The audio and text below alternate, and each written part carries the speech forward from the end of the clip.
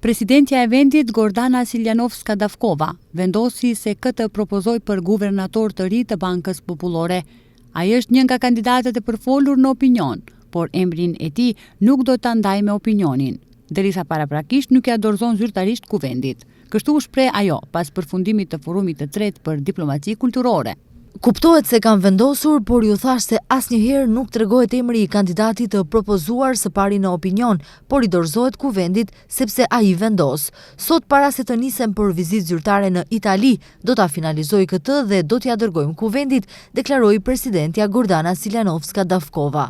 Në garë për vendin e parë të Bankës Popullore është guvernatorja aktuale Anita Angelovska-Bezhovska. Trajko Slaveski, profesor i Fakultetit Ekonomik, Zoran Stavrevski, ish ministër i financave.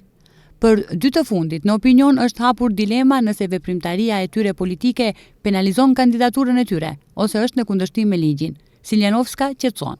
Të tre janë cilësor, ndërsa ligji aktual detyron guvernatorin e ri, pas marrjes së funksionit të distancohet nga politika dhe të ushtrojë funksionin me profesionalizëm. Nuk i penalizon ata vetëm se në të kaluarën janë marrë me politikë, tha ajo. Ligji dhe nenet nënligjore tregojnë që derisa ushtronin funksionin duhet ta dinin se funksioni është inkompatibil me antarësimin partijak. Ligji nuk thot se nëse ndonjëherë më herët keni qenë në pozita partijake. Ju kujtoj se ne kemi pasur guvernator të mrekullueshëm, Petar Goshevin, i cili ka qenë kryetari i partisë. Nuk ka pasur problem. Puna është që derisa ushtroni funksionin të harroni për ndikime partijake dhe të udhëhiqeni në përputhje të sfidave profesionale. Të gjithë kandidatët e përfolur janë cilësor, theksoi Siljanovska. I pari që do të mësoj emrin e kandidatit të ri për guvernator është kryeministri Hristijan Mickoski.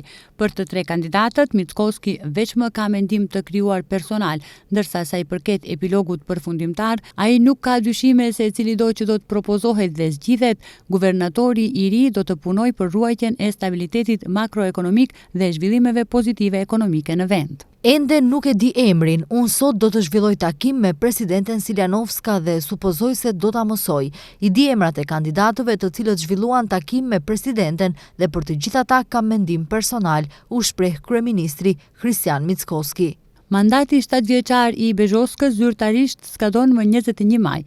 Guvernatorin e emëron kuvendi me propozim të presidentit, derisa zëvendës guvernatorët i emëron kuvendi me propozim të guvernatorit të ri.